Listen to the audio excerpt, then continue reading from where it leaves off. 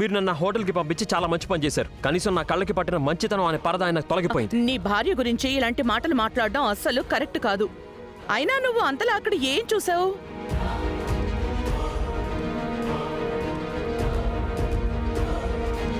రాఘవ్, మీరేం చూసారో అది నిజం కాదు.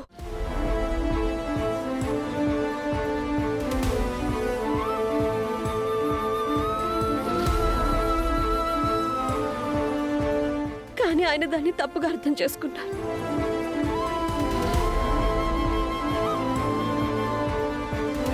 ఓ రియలీ? నేను తప్పుగా అనుకున్నానా? చెవులతో విన్నది అబద్ధం అవ్వచ్చు, కళ్ళతో చూసింది కాదు. కళ్ళతో చూసింది తప్పు అవ్వచ్చు రాఘవ్. అప్పుడప్పుడు మన కళ్ళు కూడా మనల్ని మోసం చేస్తాయి. ఎందుకంటే మనలో ఉన్న భయం మనం ఏది చూడాలనుకుంటే అదే చూపిస్తుంది. పైగా మనం దాన్ని నిజం అనుకుంటాం కూడా. ఎప్పుడో ఒకప్పుడు ముందు నుంచి ఆ అనుమానం మన మనసులో దాగుంటుంది కాబట్టి. అలాగా? నాదే తప్పు, నేనే నేరం చేశాను. నువ్వేమో విక్టిమ్వి. ఎందుకంటే నా మైండ్లో అన్ని కథలు అల్లుకుంటూ ఉంటాను కదా. నువ్వు ఒక్కదానివే నిజం మాట్లాడుతూ ఉంటావు అనమాట. నువ్వు ఆ వేస్ట్ క్యాండిడేట్తో పాటు కలిసి హోటల్ రూమ్లో లేవా? ఆ డెకరేషన్ మొత్తం నువ్వు అతని కోసం చేయలేదా? చెప్పు. ఏంటి అసలు నువ్వేం మాట్లాడుతున్నావు? నాకేం అర్థం కావట్లేదు. ఏదైనా స్పష్టంగా చెప్తారా? అసలు ఏం జరిగింది? నేనేం చెప్పాలో అది చెప్పేశాను.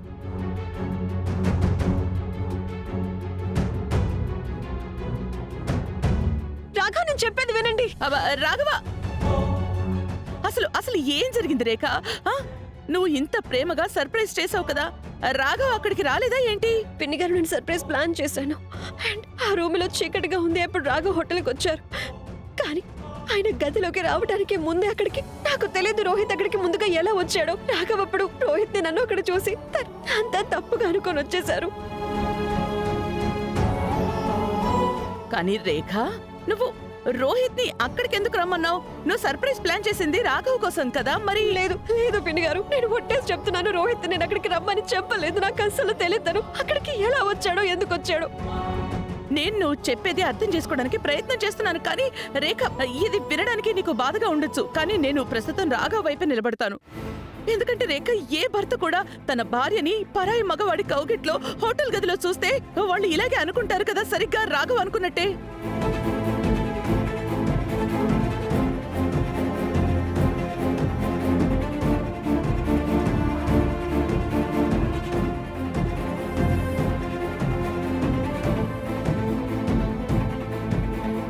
రోహిత్ అలా ఎలా ఆ చెత్త హోటల్లో ఉన్న చెత్త రూమ్ కి సడన్ గా వచ్చేస్తాడు? రోహిత్ చాలా రిచ్ మ్యాన్. అతని టేస్ట్ అండ్ అతని చాయిస్ చాలా రిచ్ మ్యాన్ లాగానే ఉంటాయి. ఈ చెత్త పిచ్చి హోటల్ చాయిస్ నీదే అయి ఉంటుంది. సో ఖచ్చితంగా నువ్వే రోహిత్ ని అక్కడికి రమ్మనుంటావు. అయినా ఇంకొకలా కూడా అయ్యుండొచ్చు కదా. తనే రోహిత్ కి చెప్పుంటుంది నేను అక్కడ ఉన్నానని, అందుకే రోహిత్ వచ్చేసుంటాడు. చాలు దివ్య,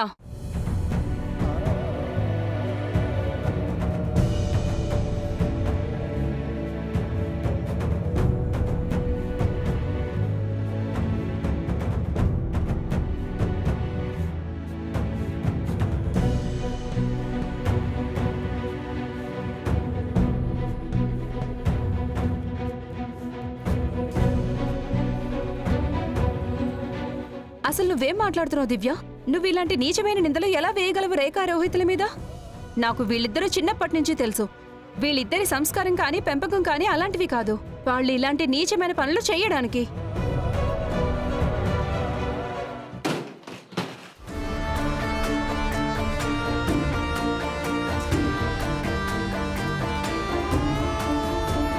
ఇవిగో నీ సామాన్లు అన్నీ.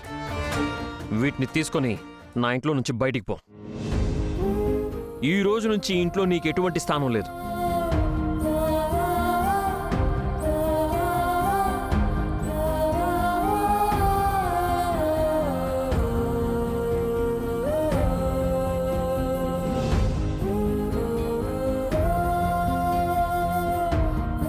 రాఘవ్, ఏంటి నువ్వు చేస్తుంది?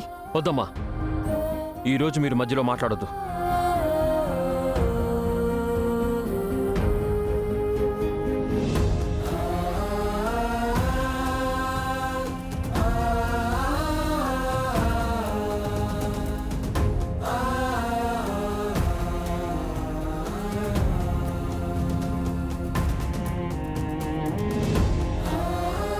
అదిగో వచ్చేశాడు నీ ప్రేమికుడు. నీ ఎదురు చూపులు కూడా ఫలించాయిలే. పైగా నువ్వు తెగ ఆలోచించి భయపడక్కర్లేదు నువ్వు రాత్రి ఎక్కడ గడపాలా అని. నీ ప్రియుడి కౌగిలుంది కదా నిన్ను హక్కున చేర్చుకోవడానికి.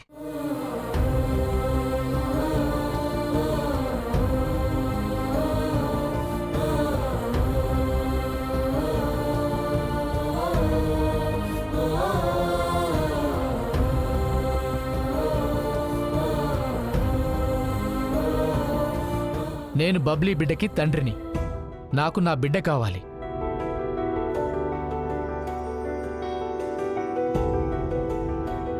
ఉన్నతి, నువ్వు వచ్చేసావా? చూడు నేనేం తీసుకొచ్చాను. ఇదే మనం స్టోర్లో చూసిన ఫస్ట్ది. జస్ట్ ఇప్పుడే డెలివరీ చేసి వెళ్ళారు. కానీ ధ్రువ్, మనం ఇవన్నీ కొంచెం తొందరగా తీసుకున్నట్టు లేదు. ఉన్నతి, ఇలా నీకు మాత్రం అనిపిస్తుంది, కానీ తర్వాత ఇవన్నీ తీసుకోవడానికి టైమే దొరకదు. కానీ ధ్రువ్, ఈసారి నేను ఉన్నతి చెప్పిందంతా పూర్తిగా అంగీకరిస్తున్నాను. నువ్వు అనవసరంగా బిడ్డ పుట్టక ముందే ఇంత డబ్బుని ఖర్చు పెట్టేస్తున్నావు. అప్పుడప్పుడు నాకేమనిపిస్తుందంటే నీకు వచ్చింది ఉద్యోగంలో ప్రమోషన్ కాదు, ఏదో అల్లాద్దీన్ దీపం దొరికినట్టు. ఎప్పుడంటే అప్పుడు నువ్వు దాన్ని తీయటం, నువ్వు అనుకున్న ప్రతి వస్తువు నీ ఎదురుగా కొనేయడం. అలాంటిదేం లేదు. అది ధ్రువ్, సుమా, ప్రతి బిడ్డ తన భాగ్యాన్ని తనే రాసుకొని వస్తాడు. పైగా నాకేమనిపిస్తోందంటే ధ్రువ్ ఇంకా ఉన్నతిల బిడ్డ వీళ్ళ జీవితాల్లోకి రాకముందే వీళ్ళకి బోల్డని సంతోషాలు తెస్తాడేమో అనిపిస్తోంది. ఏమైంది, నీకు ఉయ్యాలు నచ్చలేదా? లేదు లేదు, ఇట్స్ వెరీ క్యూట్ ధ్రువ్. కదా,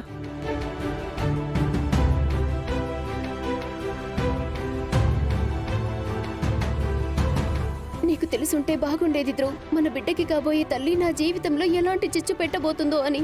బహుశా నీకు అప్పుడు అర్థమయ్యి ఉండేదేమో నేను ఇవన్నీ చెయ్యొద్దు అని ఎందుకు చెప్తున్నాను.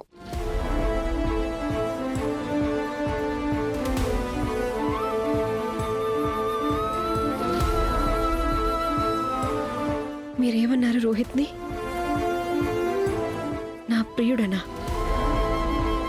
అవును,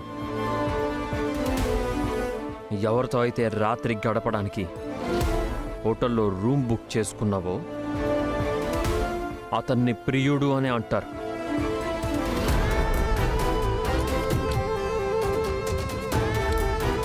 ఇంతకీ హోటల్ డెకరేషన్ చాలా చీప్గా చేసేసుకున్నట్టున్నారు కదా.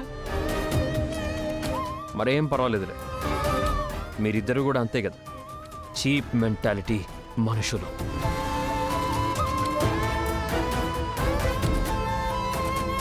నీకు రిపోర్టింగ్లో ఏమన్నా అవార్డు వచ్చినా రాకపోయినా ఈ సిగ్గుమాలిన పనులు చేయడంలో ఖచ్చితంగా అవార్డు ఇచ్చి తీరాలి.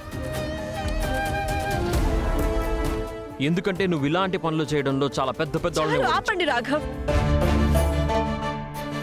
అనాలంటే నేను కూడా ఈ టైంలో చాలా అనగలను. అసలు మీకున్న ఈ కోపంలో మీకేమైనా అర్థం అవుతుందా ఏంటి? నేనేమన్నా తేడా ఉండదు. మీరు ఎప్పుడు చేసేది ఇదే కదా, ప్రతి చిన్న విషయాన్ని చాలా పెద్ద చేసేస్తారు. ఆ తర్వాత కోపంలో ముందు కంటే కూడా నన్ను ఎక్కువగా ఇన్సల్ట్ చేసేస్తారు.